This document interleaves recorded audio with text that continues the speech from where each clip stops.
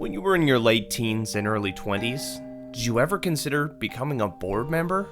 Well, one student at the University of Manitoba decided they wanted to get involved in their community. Divya is a board member of Asian Women of Winnipeg, combining her new ideas with the experiences of other talented women on the board to create something amazing. Let's get into it. My name is Divya Sharma, and I am a first-year student at the University of Manitoba. My role at the Asian Women of Winnipeg is just as a board member, and I'm the youngest member on the council itself.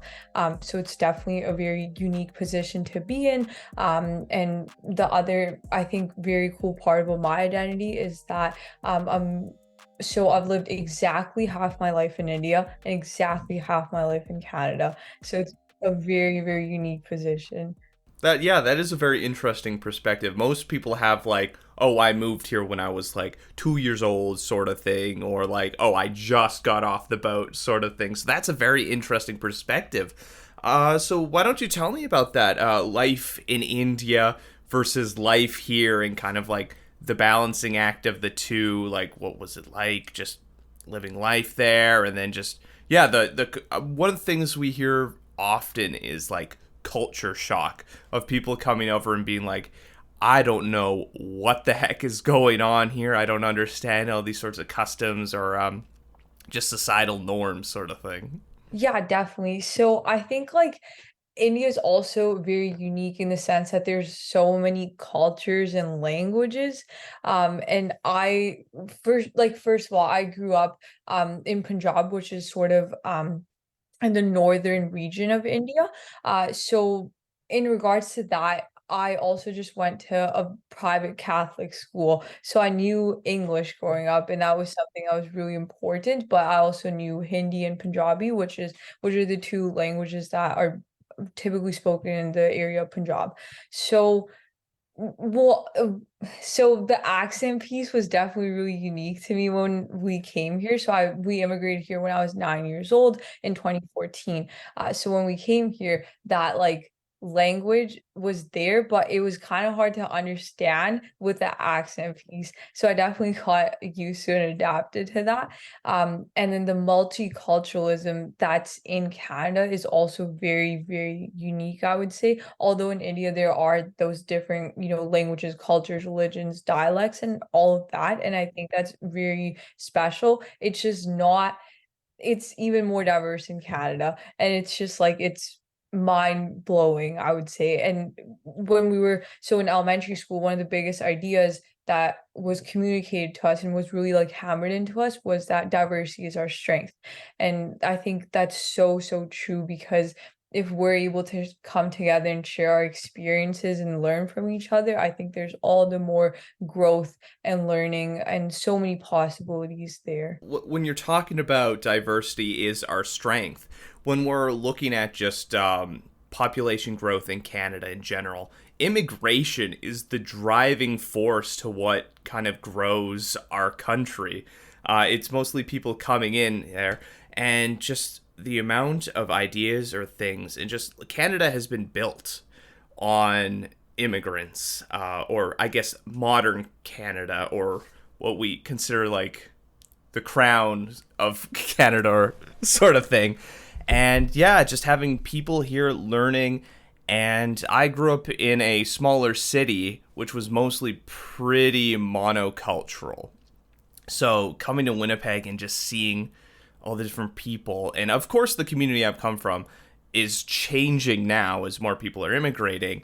But it was really eye-opening for myself to be like, wow, there's so many different people of so many different backgrounds, so many different thoughts, and it's just cool to learn and find out, what sort of things everyone brings to the table. So when you're coming over and you're building life here and learning about that multiculturalism and everything, and the importance of kind of diversity and celebration, is that kind of why you wanted to join Asian Women of Winnipeg? Because you don't see many people your age get involved in an organization like that? The reason why I wanted to join was through like that spirit of volunteerism. I think I found my identity through that, just like the idea of volunteering. And I think that's also really, really special to Canada because of course there's opportunities to volunteer everywhere around the world, but specifically when I like I said, I came here when I was in grade 5 and we were actually doing this fundraiser and it was around Terry Fox. And I think he's one of the most prime examples of that selfless giving and volunteering and giving back to the community. And at a very, very young age, we were already sort of involved in these fundraisers and just volunteering and giving back around the school. So I think building off of that, everyone sort of had their like niche when they were in grade 5, whether you were involved with like soccer, timbits, or you were like a dancing person. Girls would do like gymnastics, and it was like the cool thing to be in.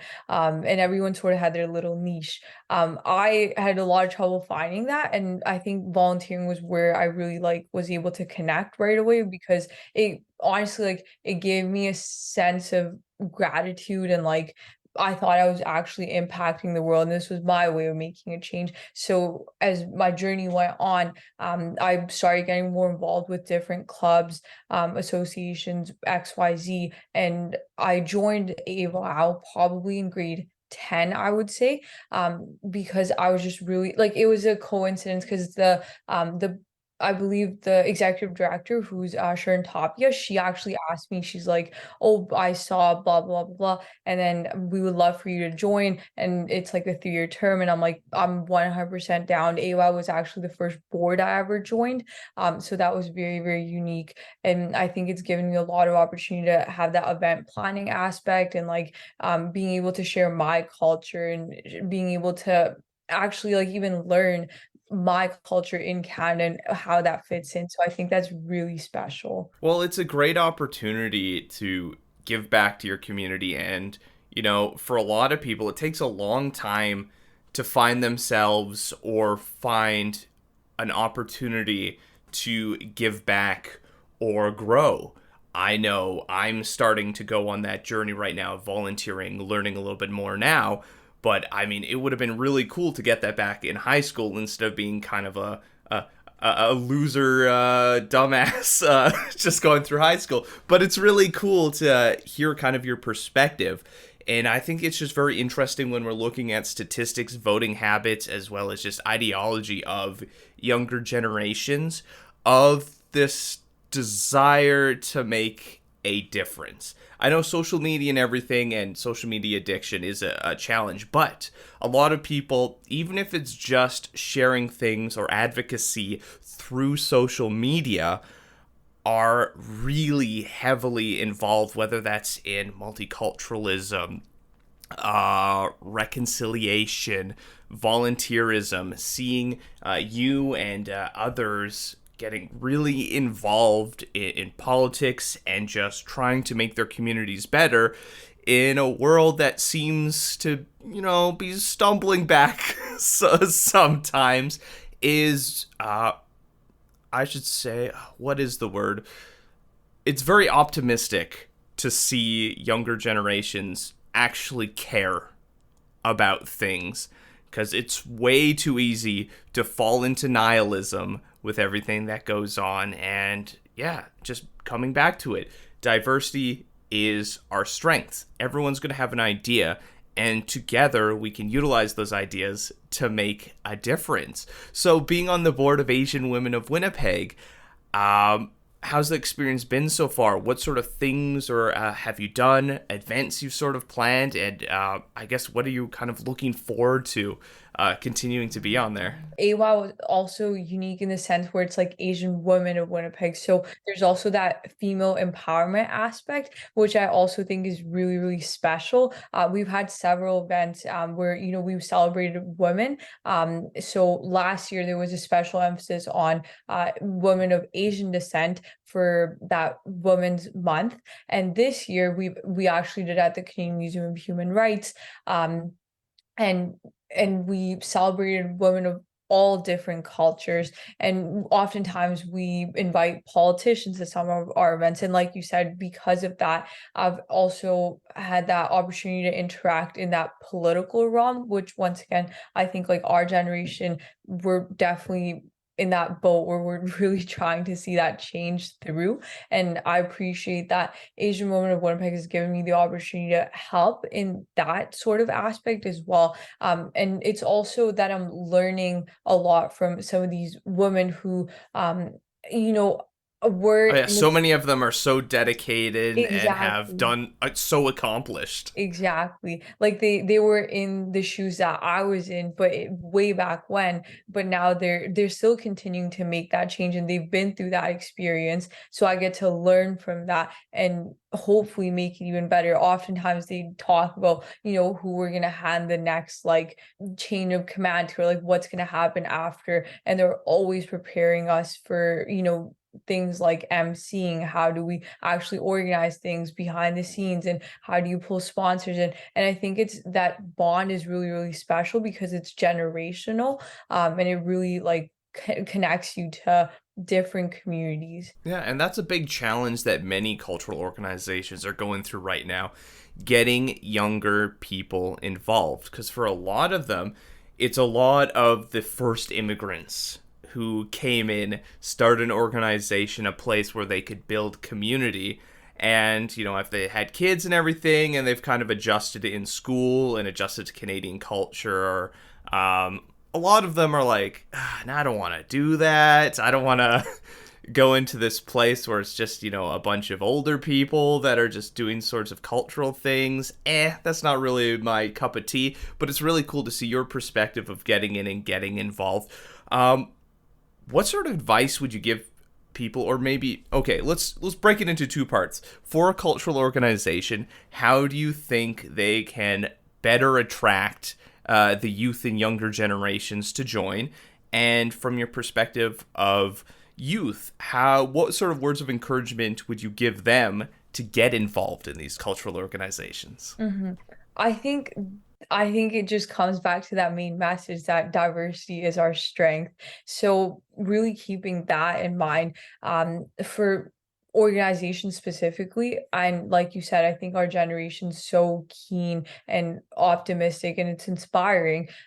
Because I'm just going to speak in regards to the University of Manitoba, Yeah, no what I worries. saw there.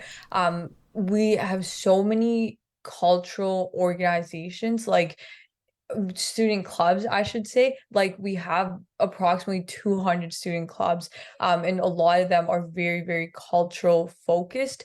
And the like students do want to get involved with them. They find oftentimes international students, when they come in, like they find that sense of community within these student clubs and student organizations. So there's definitely a need for them, to help spread that message of Okay. So diversity. maybe it's more uniting between these cultural clubs at schools and universities with these pre-established organizations. Definitely. We've seen that, like, I think oftentimes there's so many different organizations that exist with a similar message, and they just need to connect and collaborate and put those puzzle pieces together so that that generational, that information passed from generation to generation, because there's definitely that need.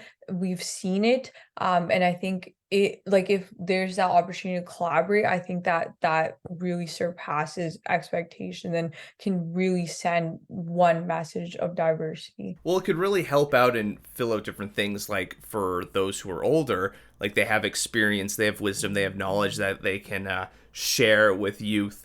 And youth are very technologically and social media literate and engaged. And for I know there are some organizations, when you go, you see their website, you're like, wow, was this invented in like 1999 sort of thing? Or like, well, let's see what's their social media presence. Only Facebook. Mhm. So yeah, there's definitely advantages that can come from that collaboration and unity. 100%. Like even for AWA, we actually used to have like a Facebook page and a Twitter page, but we didn't really have Instagram, and we've recently started using that. And we started using our our website a little bit more, and we for like our graphics, we would have used like Adobe, and now there's things like Canva, and like I'm introducing these new Oh, things to Canva's a them. life changer. It's a gem. Yeah. So then so during one of our meetings, we were looking at designing a potential poster for an event, and they're like, Debbie, can you do this, this, and this? And I'm like, yeah, for sure. And like while the meeting's going on, I'm like done the poster, and like, whoa. And it's just like I think it really like helps if there's that like you said, that collaboration piece happens, because that technology piece I think is really huge. And although there's things like social media addictions that exist, I think within this up and coming generation, and I think like even with the older generation, even when you go on the bus, like everyone's on their phone. I've definitely seen older people who scroll on Facebook, like just the doom scrolling. They never stop. Wow. That's shocking to me. And like the thing like things like texting while driving, like I just can't, like it's hard to fathom the fact that we're dealing with issues like that in our current world, where social media is so addictive, and now we're like looking at therapy to get rid of like your phone addiction, and there's like apps that are Yeah, help exist. balance out your time. Yeah, like it's just absolutely crazy to me. And like, apps like Instagram and Facebook exist, and they have these algorithms within them to like keep you scrolling. And then within the app, there's like the time limit feature. It's so counterintuitive. It's really it's fascinating, it's shocking, but I think just coming back to the point, I think there's benefits to it as well. Yeah, it's definitely a tool, and like any tool, it can be abused. Absolutely. So yeah, it's finding that balance of things. Because yeah, you need to get your presence out there. You need to let people know. It's like, hey, what are these sorts of events that are Mhm. going on? Like we're having a community barbecue or a community gathering for all ages, sort of thing. It's like, oh, we want to have some contest or Yeah. get a group together for folklorama, Mhm. sort of thing. So yeah, it's a great tool. Mhm. Um, yeah, just for a wow. What are some things that are coming up in this next year? There's lots of exciting stuff. I know that each year we've had, our bigger events, which would be the Lori Mela. We of course do the Women's Empowerment Month, just really celebrating that. And Mother's Day is a really, really big one for us. So things around women empowerment and that cultural aspect, and connecting all sorts of communities. And one thing I will say, when we had our Lordy Mela, we actually had upwards of, I would say, 2,000 people attend. And that was really special because people from all different communities came together to celebrate. And it was at the RBC Convention Center. It couldn't have gone better. So we're hoping for really, really big events like that in this upcoming year. Yeah, talking with Sharon and some of the other people there, it's just really cool the work that you're doing, empowering women, celebrating Asian heritage and Asian culture, and it's just so fascinating. I know we're like a little bit away or outside of Asian Heritage Month, but how did that go? What sort of events and things were held there? Yeah, so for Asian Heritage Month, it went really, really well. We, of course, there's an Asian Heritage Society that Sharon Tapia also sits on, and they organized that event at the Forks, which went over very, very well. Like it was very well attended. Some of our board members had performed there, and we actually emceed part of the event, so that was really, really special. Yeah. Wow, that's so cool. Yeah, so I guess just when we're looking at just Winnipeg in general, and especially since we're coming up to a new election in October and everything, and it's important that we all get involved to work towards the future. I guess just for potential voters out there, when we're looking at cultural diversity continuing to build our province, what sort of things do you think are important that we should be looking out for from the perspective of a student? International student fees, I think, are a really, really big thing. So looking at that, and cost of living, of course, is a huge aspect. So looking at potentially things from a financial perspective. And then, of course, that diversity sort of aspect as well, not just diversity within culture, but also are we looking at healthcare? Who is that provided to? What type of healthcare is there? Because there's so much in that aspect. Are we respecting, different gender norms and stuff? And that's another thing that I think is of essence to students.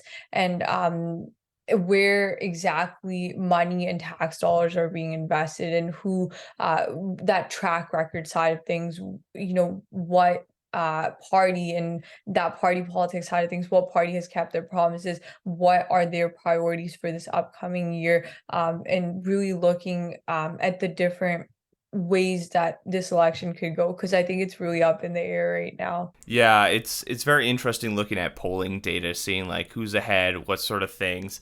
And yeah, I know for a lot of people they're like, ugh, voting, it's such a pain. Why are we talking about voting and everything? It's like, well, it'll change the lives of everyone. Like It's certain. who's in charge of our province determines, what sort of opportunities there are Mhm. for immigrants coming in, because one of the biggest challenges in Canada is our housing. It was just a couple weeks ago, I think Canada hit that 40 million mark. And then afterwards, like we had already reached like 140 some thousand in addition since there. And then you're looking at the yearly investments in housing, and it's only like, oh yeah, we're committed to creating 200,000 new homes in Canada. It's like, what? That's not enough. We've already almost broken that number. Yeah, definitely. I will say there's a lot of like housing challenges. I actually recently went to, I know this doesn't pertain to our province specifically, but I know that the federal election is also approaching. If we look at even just different provinces and specifically BC, like the cost of living there is absolutely like skyrocket high. In the city of Vancouver, like that is probably one of the most unaffordable places. If we look at somewhere like Toronto, where living wages and that where you work and how you live don't really match up. So there's a lot there as well. And even within like Manitoba, we see our interest rates going up. Bread, milk, basic necessities like that, like they are through the roof. And another thing is like when we're looking at provincial and federal elections is when we're looking at diversity and culture is how our governments treat our like First Nations and Indigenous folks, Mm-hmm. because we're seeing in the news with the barricades Yeah. outside the Brady Road. There's a lot of conversations going around to be like, well, how do we balance things that are going on right now? Because as people are coming in, we want to work towards a more a progressive future for all, and we can't do that if our government officials keep treating Indigenous folks and First Nations as second-rate citizens. Absolutely. I think reconciliation is such a huge um just a huge topic on its own. It's definitely something that I think universities and just like schools have taken into account quite clearly. We want to honor Indigenous reconciliation, really focus on that connect between international students, newer people, immigrants who are coming in, and then people who've been here since the dawn of time, and who been the traditional lands of indigenous peoples, and really honoring that. So I think we're doing, from a student perspective at U of M, we're trying our best to really focus on reconciliation, making sure things like Orange Shirt Day are recognized, that Indigenous Students Month in November is recognized, like all these things, to really raise awareness, and also making sure that there's courses available for students to take more information in. But also just from looking at that governmental side, we've tried to raise money for the Braid Road landfill. We did a Red Dress Day drive, missing and murdered Indigenous women, another completely like really, really big topic, and that's been very prominent in the news, I will say, lately, just with like those outcries from the indigenous community to find those missing and murdered and two-spirit individuals. So I think it's really important for governments to take action because as students we see this and recognize that this is happening, and we can't heal unless there's efforts made towards uh, things that are happening in our own community. Exactly. And I know some people might be wondering, like, why are we talking about First Nations issues in terms of this current conversation that you and I are having? And I think it's important because as we're building our country, as more immigrants and newcomers are coming in, they need to be aware of the history of discrimination and racism that the Canadian government and the churches had here on First Nations, Inuit, and Métis folk, and that's the only way we're going to be able to celebrate diversity in the future. That everyone has a chance to come to the table, whether that is someone coming in, someone who has lived here for many, many years, and the peoples that have called Turtle Island home for forever. So like that, just to put some context for the listeners out there. For sure. I 100% agree with that. And I think there's so much opportunity to, once again, that aspect of collaboration with Indigenous communities because they have such a great way, or their teachings are so special in the sense where they find room for growth, and there's sustainability aspects to it. There's way for innovation, there's way for connectivity. I actually went to a conference, and like this line really sticks with me where it was actually Nagon Sinclair, and he said, he's a very powerful speaker, and he said before Wi-Fi and things like that used to exist, they actually had rivers to communicate. And I thought that was such a beautiful analogy, because there were these sustainable ways of working together instead of having the idea of land ownership, and that's a once again a really big conversation we can dive in. Oh, exactly. Yeah, that's a different topic for another time. But yeah, there's so many things that we can learn from each other, ancient teachings, and the best future is one where we can all share our ideas and have equal voice. Thank you so much for taking the time to chat with me. I know this was a little last minute putting it all together, but I feel it's very informative, and it's great to see your perspective and just hear about some of the efforts that the school is doing and the students. And we would definitely love to talk with you again in the future about some of those other initiatives that the school is doing. For sure. Thank you so much for having me. And I'm really glad that there's that partnership between you Multicultural and AWOW, so I could share something that really resonates with me and share that youth perspective. And thank you so much for once again having me. Where can people go to find out more about Asian Women of Winnipeg? So for the older generation, we have Instagram, Facebook, as well as Twitter. And we also have our website, asianwomenofwinnipeg.com, where you'll find links to all our social media. Have any stories you'd like us to share or communities we should highlight? Leave a comment on our social media, reach out to us on our website. I'm Ryan Funk. This was You Talk, and have yourself a good one.